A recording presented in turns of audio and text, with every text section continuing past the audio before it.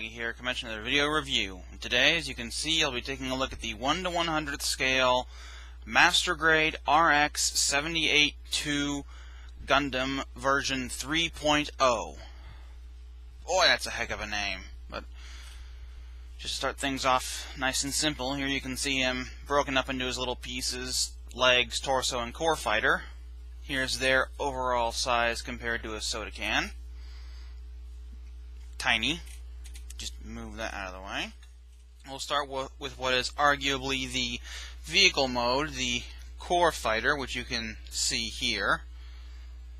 Mostly molded in the same usual white plastic of most Gundams. A little bit of red, a little bit of blue, a little bit of dark gray, and some clear parts. There's Amuro sitting nice and comfy in there. Not too shabby. The posability is limited, but it's there. These little flaps here can move up and down, though they're generally kept up for this mode. You can also take the cockpit hatch and just kinda slide it back, which will open up the cockpit. Aside from that, there really isn't much posability in this guy, or any, really. Uh-oh, cockpit's stuck. Ah, there we go. And of course, it can transform into the core block. And so to do that, first thing I want to do is come down here to the bottom and take the clear landing gear off. Just get that out of the way. Come back up here, fold in these little missile launchers, fold up the wings and push them in. Take this tab here and roll it back to put Amuro into his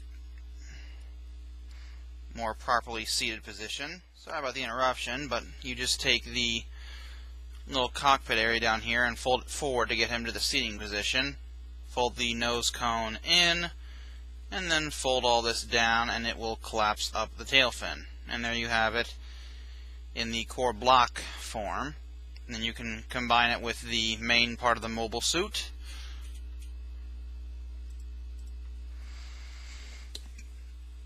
So to start things off, there are some pegs right here and ports that are the thrusters. Just put those together. Then you want to take this part of the chest and bring it up. Then there are a series of tabs along the bottom here that go into slots here. Just get everything down over that. Make sure you push it down nice and securely. And then close up this panel. And there you have the RX-78 3.0 in its mobile suit mode. So to start off, as per usual, size compared to a soda can, comes up to about his waist. Not too bad. And for colors, it's close to the standard Gundam colors. White, blue, red, yellow, dark gray. But there is now a second shade of white, second shade of red, and second shade of blue, since this is modeled sort of after the real grade, which gives a really nice set of detailing, plus many foil stickers just lining the model, and they don't stick very well. They look cool, but they don't stay very well. Posability isn't really all that exciting. It's pretty much everything we've seen before, since this is just a slight retool of the RX-78-2 version 2.0 with some extra pieces added on to make it more similar to the real grade. There are some noticeable improvements, though, which I will get to in a little bit. So to start things off, his head can move back and forth on a ball joint, tilt side to side, and rotate. Can also move back and forth at a joint in the body. Arms can move back and forth and up and down. Go all the way around. Shoulder armor can move a little bit. Though this piece here keeps wanting to come off for some reason. Arms can go out to the side that far. Rotate all the way around just below the shoulder. Bend that far at two joints in the elbow with some nice armor movement. There is some wrist movement here, which looks relatively okay. Wrist is on a ball joint, so it can move side to side, in and out, and rotate. There's also a new joint in the wrist that allows it to move all over the place in new ways. And the fingers resemble the real grade fingers, which are fully posable. Every single finger is separate on ball joints and multiple hinges. So you can pretty much get any pose you want, and the fingers will do it. It's a little finicky sometimes, but if you have the patience, the fingers will do any pose you want them to. Of course, the cockpit hatch can still open. Just take this panel and slide it up.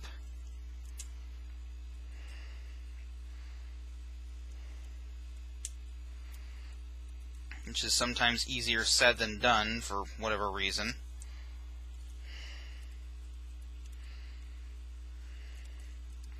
It's about as far as it's going to go up. You can, of course, go in there and extend down the nose of the core fighter to allow it to be visible. Unlike the original version, the little hatch section here pops off a lot more on mine. Also looks like it's been strained a lot somehow, which isn't good. Chest can tilt back and forth, tilt side to side, as well as rotate pretty far. Front skirts are on a hinge and a ball joint, up and down, in and out, rotate, back and forth. And then there is a single joint connecting the side skirts and back skirts that moves up and down, and each of the pieces are on their own ball joints, which is nice and simple, or effective. The backpack is also completely new, remolded from the original. This entire panel section can move out, which I will explain in just a minute, but it can move out like that. There are ball joints here in the thrusters. There are also smaller thrusters here. To get those to move, what you do is you have to take this piece up, angle this back, move these out, and there you go.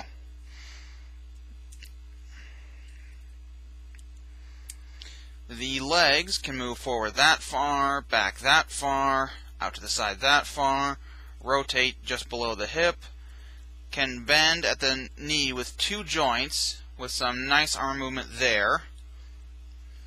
Looks very cool. And some nice arm movement here, which again looks really cool. There is an armor panel here that can move up and down and in and out a little bit. Ankle armor can move up and down, though it's rather stiff. Feet can move back and forth, rotate, tilt, and do all that good stuff. The back section of the foot can move up and down. Front section can move up and down. Toes can move up and down. So lots of posability. Now to the accessories, and this guy comes with quite a few. So let's just start off rather simple. Come on. With the beam sabers. They're surprisingly intricate. They're white and off-white plastic with a bit of beige white on the inside. The camera will focus. There we go. Lots of mechanical detail on there. Of course, he comes with two clear dark pink beams, but he can also still use the brighter pink beams from the original RX-78-2 version 2.0. Moving on from that, though, there is just a peg there, port there. Put them together. Not too bad. You can hold these two different ways. You can either just wrap his fingers around them, which I can assure you is very secure, or there is a tab in here that you have to fold out. Though for me personally, it's easier to just stick the X-Acto knife and poke it out. There is a nice tab sticking out there. Now again, to hold it, you have to do something similar with the hand itself. You have to open up the fingers, well, obviously. Then there is a tab in the hand you have to fold out.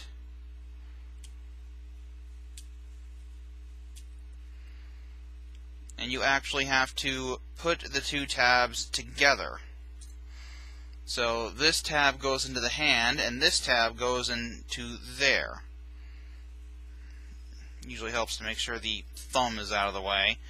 The thumb is probably the most mobile part of the hand, but also one of the most annoying. So just get it all lined up and put together.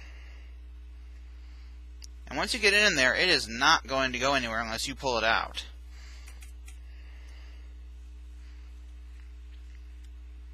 Of course, the beam sabers can be stored on the model.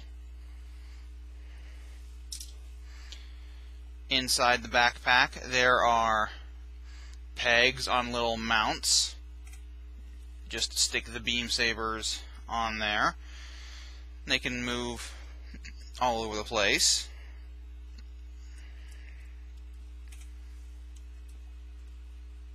And they look pretty nice doing it. He's also got his bazooka, which is very big and very detailed. The only real part of movement is here. Of course, there's the same tab mechanism in there. You just need to force the tab out.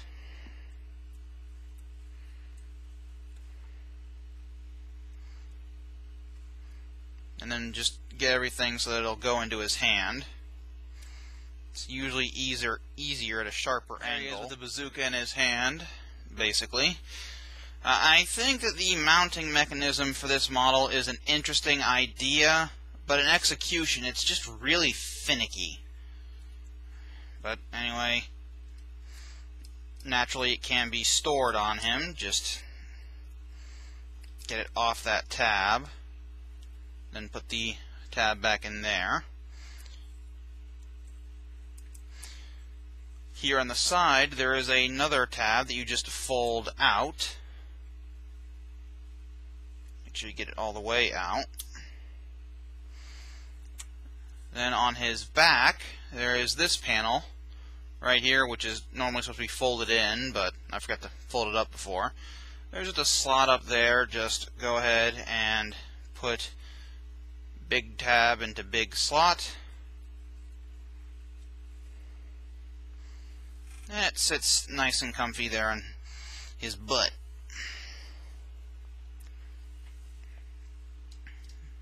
Got his beam rifle as well, which is very nicely detailed. It has some extra detail in there, right here. Looks very nice. Posability there and there. Mildly disappointing to me personally is that the big grenade launcher add-on is gone. I really liked that in the original version, or the version 2.0, but it's gone now, which is mildly disappointing. Of course, he can equip it. Just get that same tab out.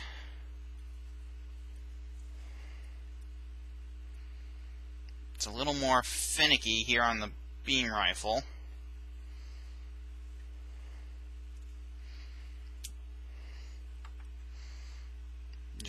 open it up like that. Now for this, you have to make sure that his index finger is folded in enough that you can get it into the grip there, and then into his hand. And once you do that, again, it attaches very, very securely.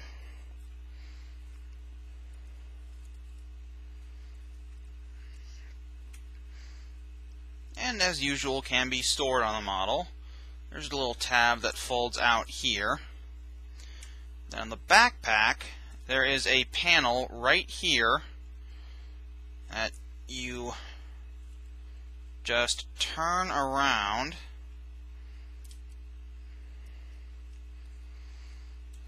Usually not this difficult.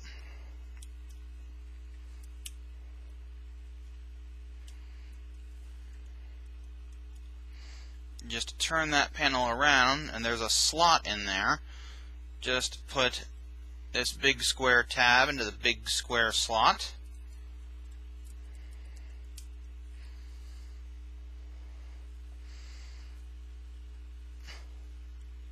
Nice and simple, though I must admit he looks kind of odd.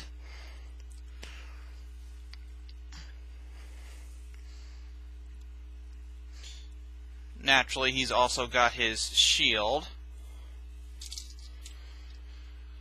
which looks mostly the same as the original, with some updated parts here and a few additional pieces,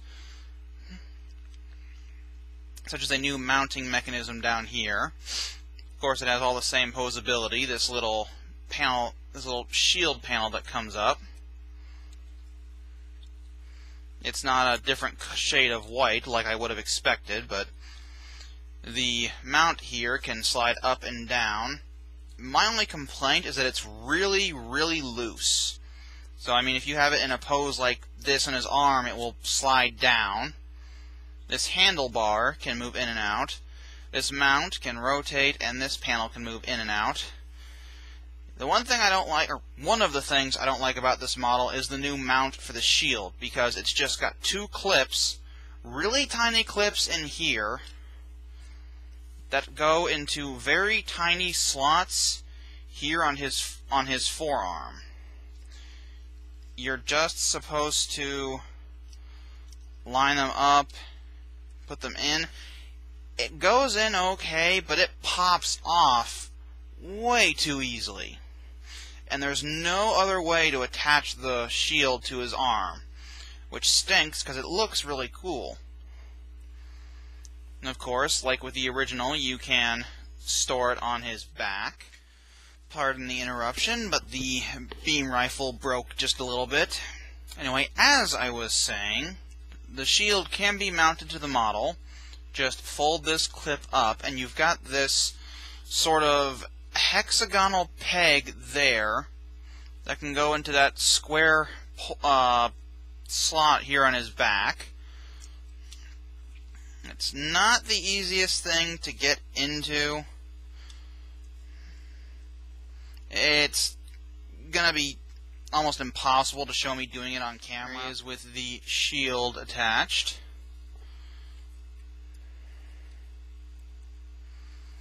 And of course, the beam rifle can go onto it as well. There are just these big square pegs on there. Just slide the rifle in there and attach it. And there it is mounted.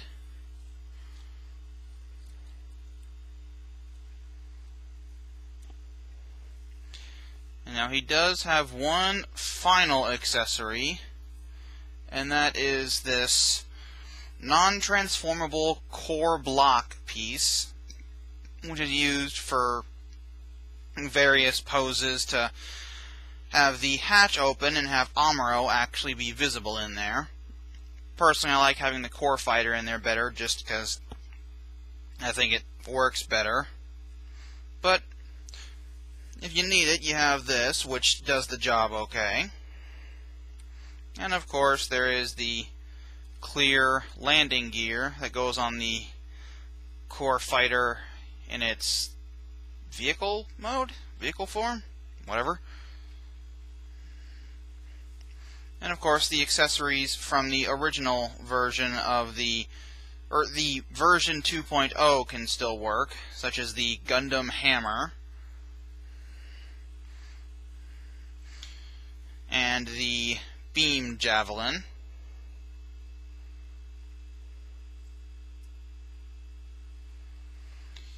But with that said, that finishes up my review of the 1 to 100th scale Master Grade Gundam RX-78-2 version 3.0 from the original Mobile Suit Gundam. So until the next review, bye-bye.